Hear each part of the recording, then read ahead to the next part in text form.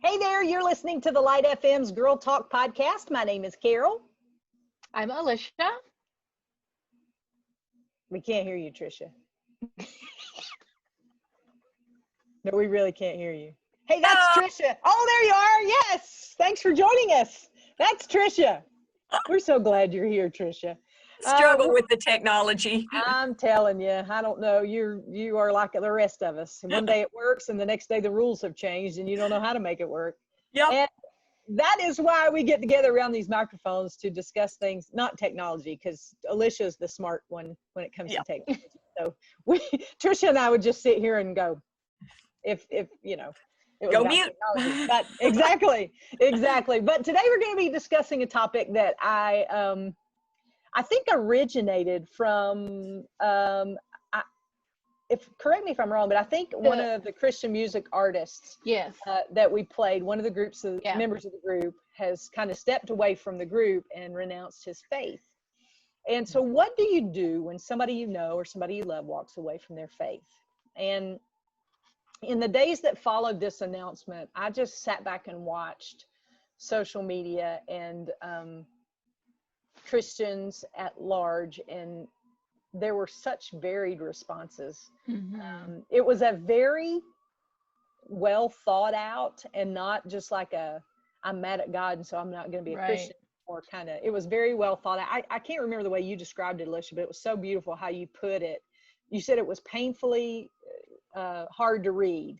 But yes, it was, because it was long, and he explained in detail that they had really been so thoughtful about it and why he didn't believe anymore. And it was heartbreaking because he grew up in the church.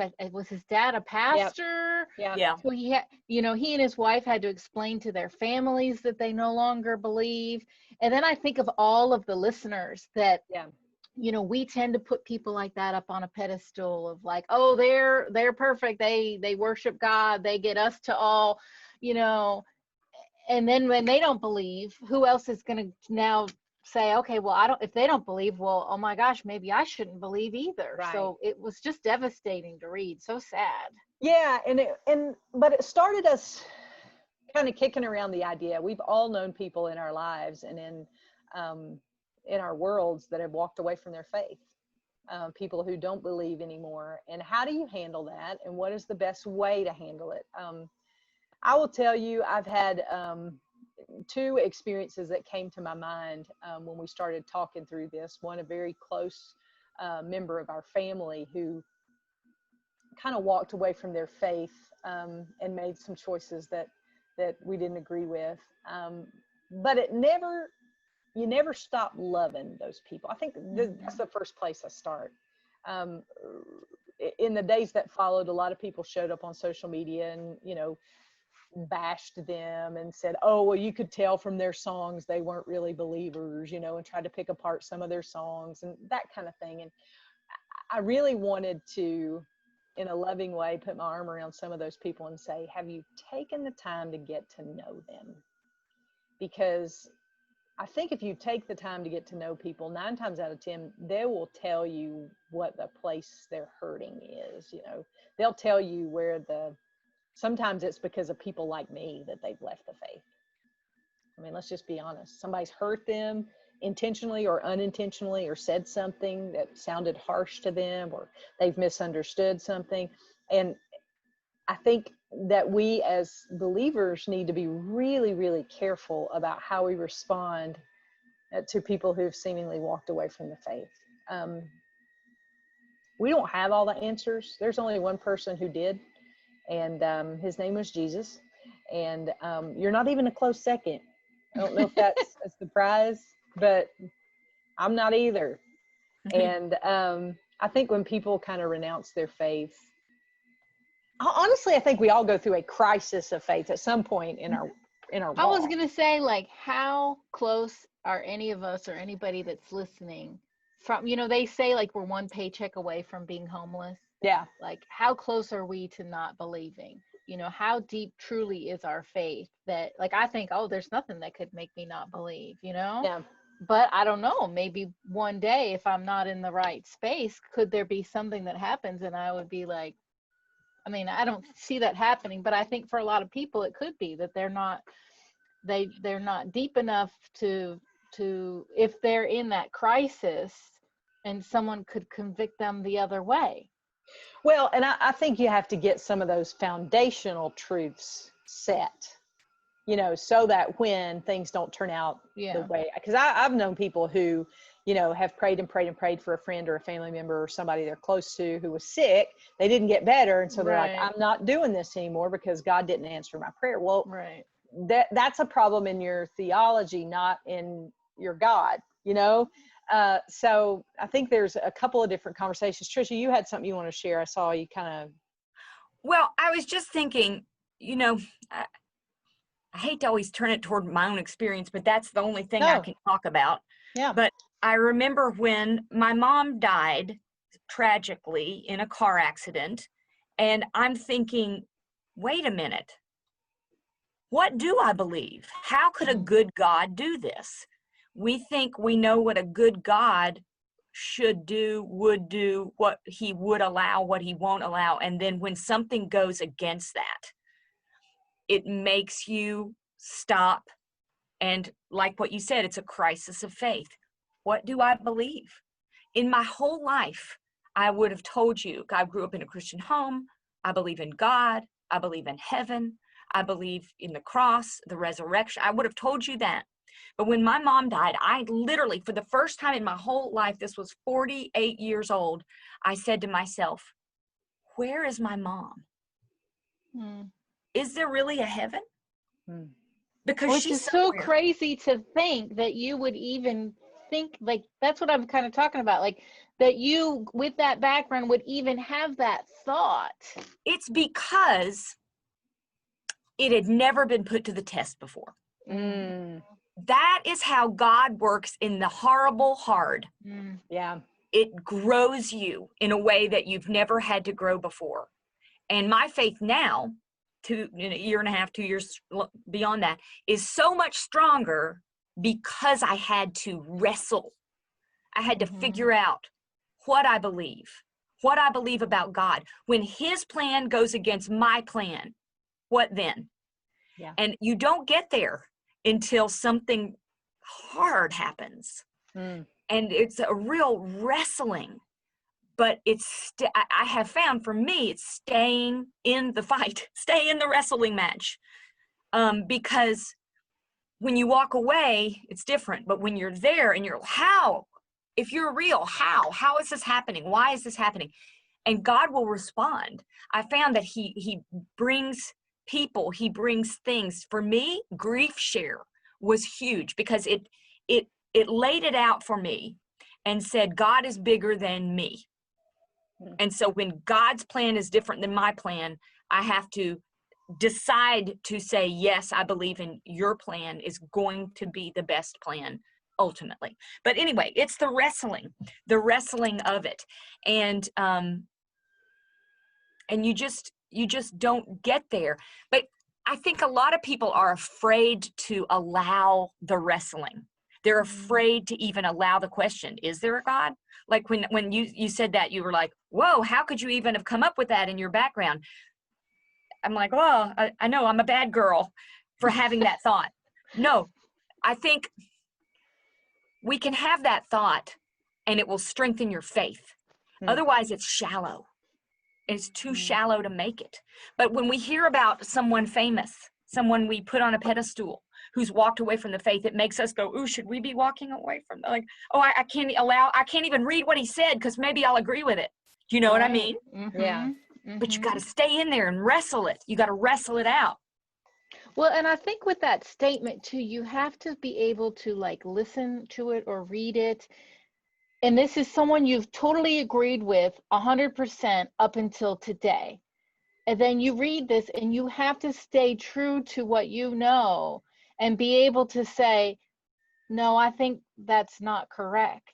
I don't believe that in like what they're saying now. And you have to be firm in what you know is true and be able to separate, but then get to that next phase. And like, if it's someone you know, what do you do then? Someone you know that has said like, I don't believe anymore. I think you have to give them a safe place to bleed, honestly, because 9 times out of 10, the people that I've encountered that have walked away from their faith have a defining moment, a hurtful experience, you know, and for me to rush in with an answer, and for anybody to have rushed in with an answer in Tricia's case would have felt manufactured at best. She needed just a safe place to grieve and a safe place to bleed, and thank God for Griefshare. And the days that followed that, she's a smart girl. Most of the people that walk away from their faith, they're smart people, you know, but they need a safe place to heal. And I think that's what we want to rush in and provide answers when I think it's a process. I've seen people who've left the faith who have come back even stronger because of it. Well, and I've seen it where it's taken a long, like years and years. Yeah. Like someone that was hurt by their church and they left the church and they couldn't find a church that would accept them for, I mean, like a decade or more. And then finally I find out, okay, something clicked at a new church and, you know, but they never completely gave up the whole faith, but lost faith kind of in the biggest part of their life. And it took a lot of wrestling and I think someone had to be that person that opened the door in acceptance and say, yeah, you know, you're welcome. And then they kind of felt comfortable again. I have found myself using this phrase because people often are so far away from what Christ wanted us to be as believers and what Christ wanted us to be as the church. And I'm talking about the whole church, not your church or my church. I'm just talking about as a whole. I found myself saying, don't miss Jesus because of people. Because I think sometimes we can get our feelings hurt or people don't respond the way that we think they should. And we just give up on Jesus because of something that people have done, you know. And I think the danger in that is that you're seeing your circumstance as bigger than God. I heard somebody say one time that there's 2 ways you can look at your circumstance. You can look at your circumstance and God behind it, which your circumstance looks overwhelming and your God looks small, or you can look at your God with the circumstance behind it, where your God looks great big and your circumstance looks small. So there are 2 ways and perspectives there. But I think first and foremost is we don't give people a place to heal or bleed or hurt. We just want to automatically make it all better, because sometimes in that questioning, we have to ask ourselves hard questions. Right. And we have to, like Tricia said, wrestle with it. I'm thinking of in James where it says, can count it all joy. There's no way you can count things joy. You know, I can't celebrate tragedies, but I can celebrate what they produce, because I think Tricia's a different person now than she was 2 years ago. And I can celebrate that because I see God using her in so many ways. Now I don't celebrate what happened to their family, of course not. But I can celebrate what God has used it to do in Tricia and through Tricia. And so it says, count it all joy, brothers, when you face various trials, for you know that the testing of your faith produces steadfastness. And let steadfastness have its full effect, that you may be perfect and complete, lacking in nothing. You know, we want to have the perfect and complete faith without suffering. And that's not the way it works. It's that tension that provides that growth in there. And we can all point back to those times where we've really had to say, either this is the biggest lie ever, or this is true, and I'm going to live my life. And at that point, at that crossroad, we have to make that choice. But I think number one, I would say, give that person space to ask the questions, and give yourself permission to not rush in with an answer.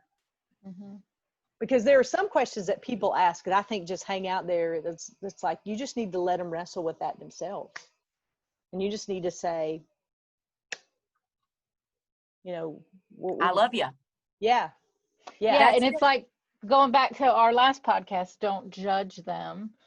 Be there for them. And I think still be faithful in our own way, and let them see us live our faith lives so that they can continue to see that and have some, I don't know, just, I don't know what I'm trying to say, except that, like, we have to not forget about them. Yeah, and still right. continue to reach out to them, but give them the space they need. Give them the space they need, and give them the love and the support without, you don't have to agree with them. Like, oh, well, yeah, I'm feeling similar things.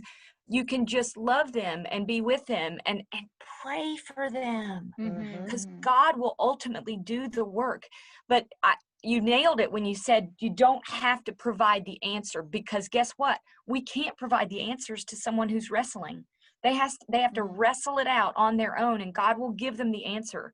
And it's so uncomfortable to not be able to help someone. Someone's hurting, I want to help them. You're hungry, I want to feed you. You're sad, I want to cry with you.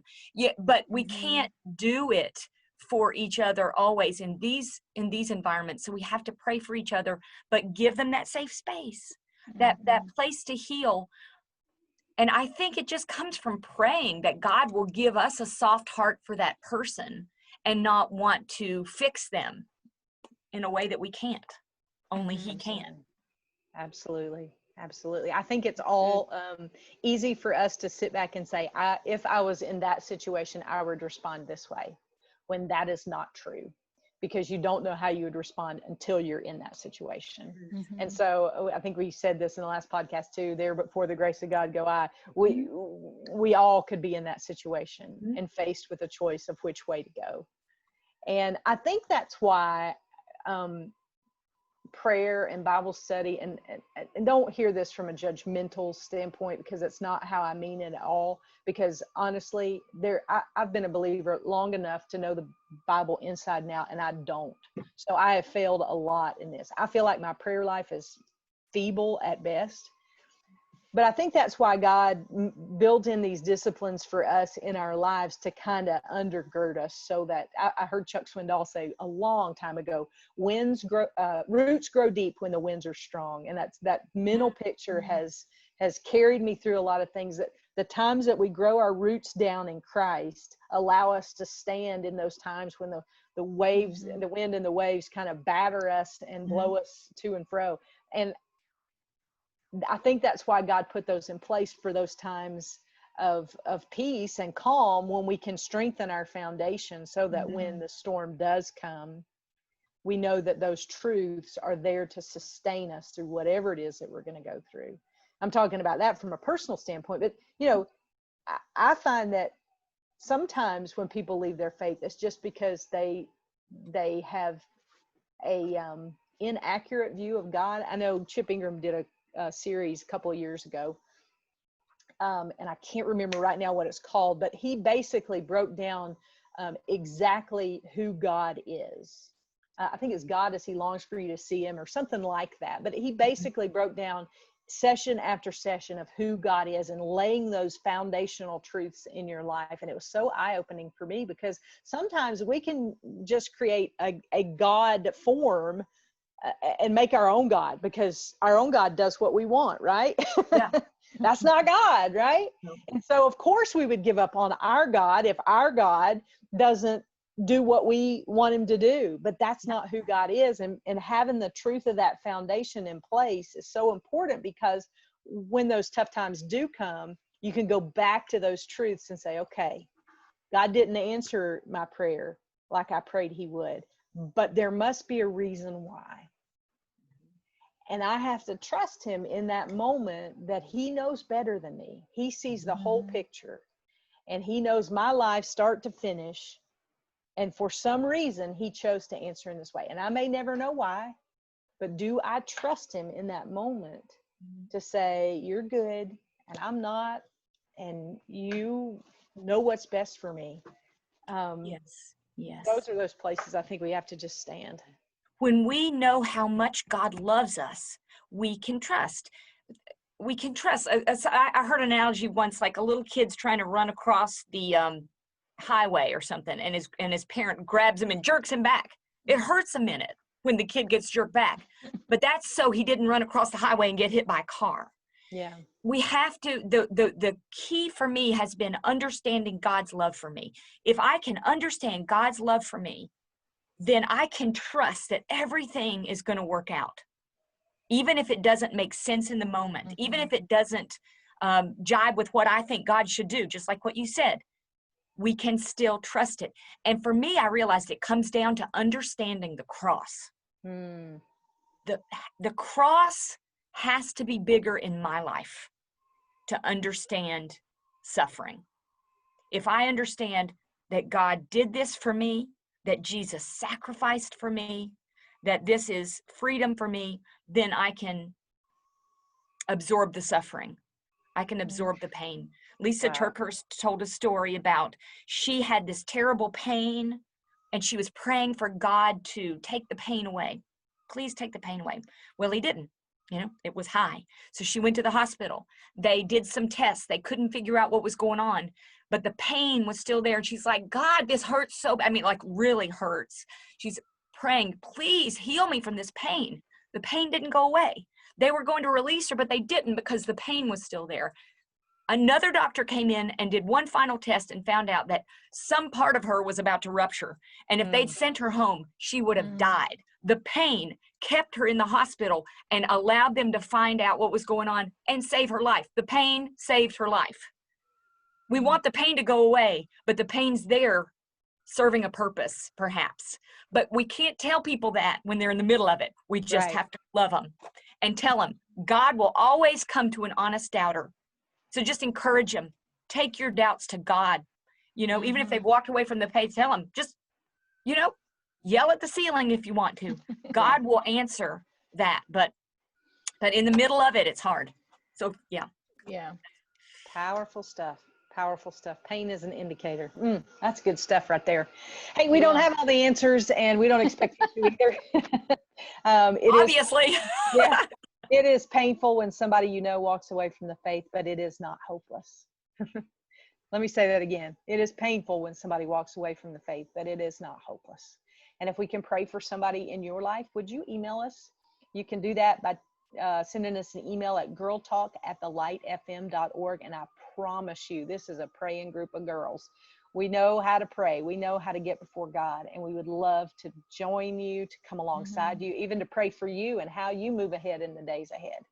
But when somebody walks away from their faith, love them, give them space, and never stop praying for them. Never give up on them, because there's always hope. We love you so much. We can't wait to hear from you. Join us on the Facebook page, Girlfriends of the Girl Talk Podcast. And we'll see you next time we gather around these microphones for the next Girl Talk Podcast.